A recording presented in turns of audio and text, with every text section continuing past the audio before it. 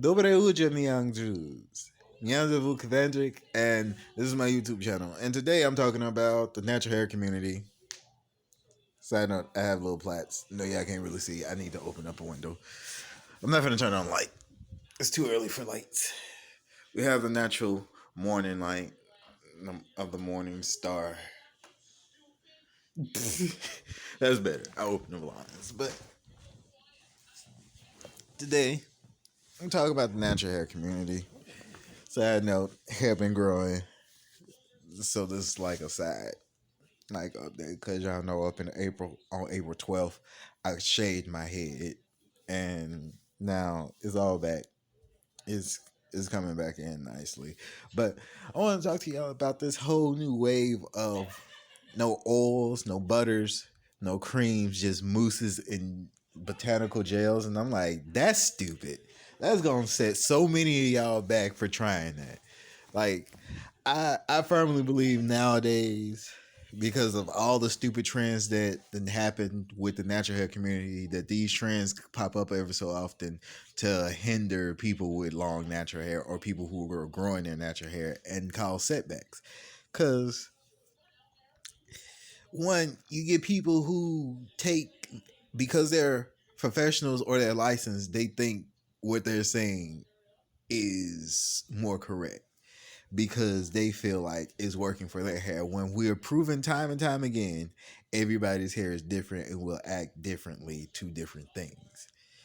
Just because the people you're around hair responds well to that whole, oh, you just need water and gel, that doesn't mean everybody's hair responds to that. One, I have not seen these people's hair types, so I might need to see their hair types because people with certain hair types love like dictating on how natural hair should go when truly they don't they really shouldn't be making up trends.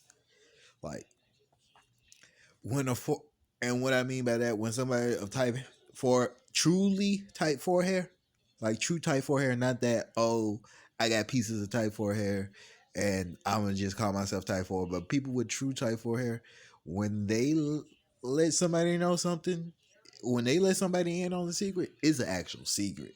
When any other curl pattern let somebody on the secret, it's just something they're personally doing that works for them.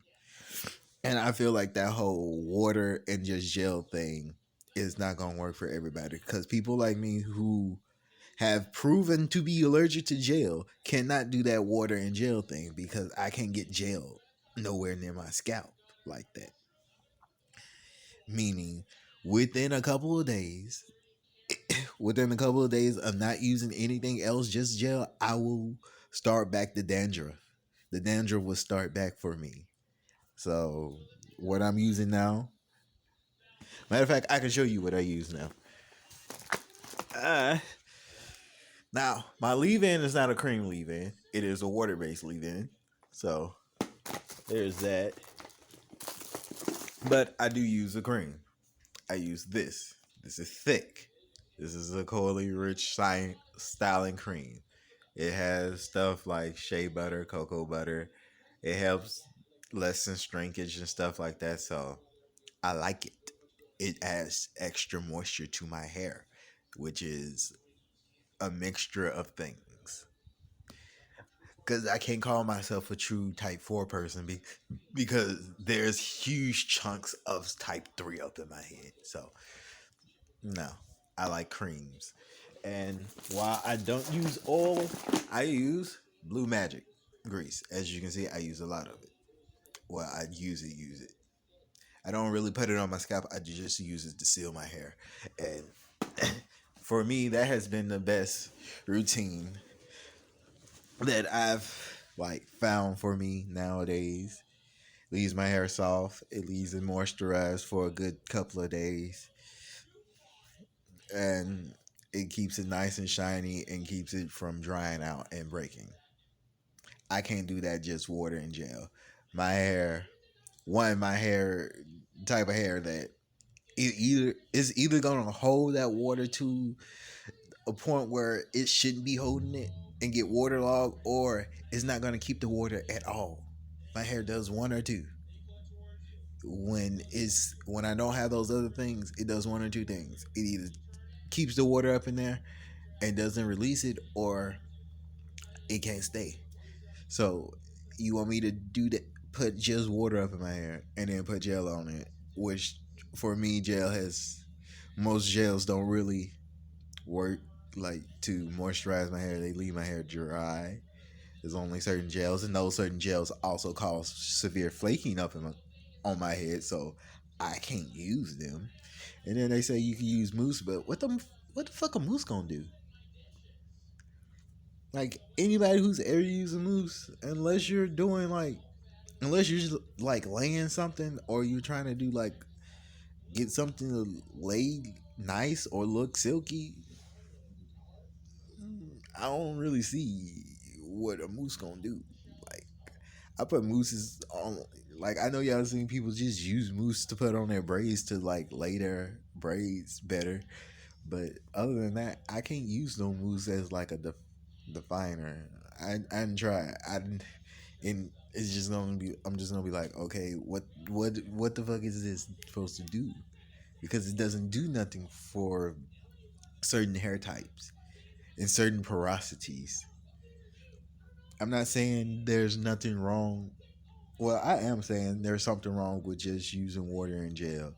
Now, for not for like if you can use water and gel and it works and it grows your hair, use it. But that whole this is what everybody should be doing. This is what everybody should at least try it. No, I need the natural hair community to jump off that whole we all need to do this bandwagon thing, because it's always a bandwagon movement with the natural hair community. It always seems to just come out of left field, and it's always something that could potentially cause or hinder hair growth or cause hair loss. And it just puzzles me that people really put it out there that you should do this, you should do that, because they're certified hairdressers, or I don't even know if they're hair chemists, because I'll watch a hair chemist. I can't remember her name, but I've probably seen her, the curly chemist. But she tells you like water only won't just do it. She says grease is. She tells you all the stuff and what it actually does. These other people are just hairstylists and hairdressers. They're not chemists. So they don't mind the text that just came through. That's probably not even text. That's probably something else. That's something else. But yeah, they're probably not even doing like research. And what I mean by research, they don't have a control group and they don't have test subjects. Meaning, for proper research like that to be proven like true, you actually need some you need a good 100 people. Split that 100 people off into two. Well, I'd say 150. You need 50 to be the control to carry on their natural hair regimen as they do so without any other thing, the natural hair regimen they do already. Then you need 50 to do the new thing where they only use water and gel, only water, gel, and mousses to see how that affects them. And then you need people to exclusively use oils, creams, and butters every time they do their hair with no gels to see how everybody hair over, and this needs to be done at least over a year to 2 years to see if will there be any significant hair growth, hair loss, or hindrance of the hair follicle. But no, there's none of that. There's just, oh, this has been working for me for a couple of months. Must be the holy grail in the natural hair community.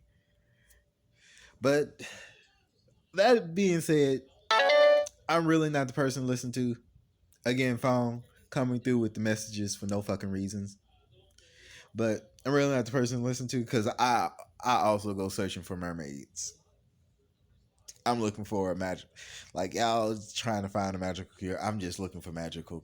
I'm looking for actual magic to grow my hair. So, you know, take everything I say with a grain of salt, but stop jumping on bandwagon. Certain things, if it seems shady, it probably is shady. And if you feel like it won't work for your hair, chances 9 times out of 10 it won't work for your hair, and it won't give you the results and the feel and the things you're used to. Also, all this all this natural hair stuff can be rectified with just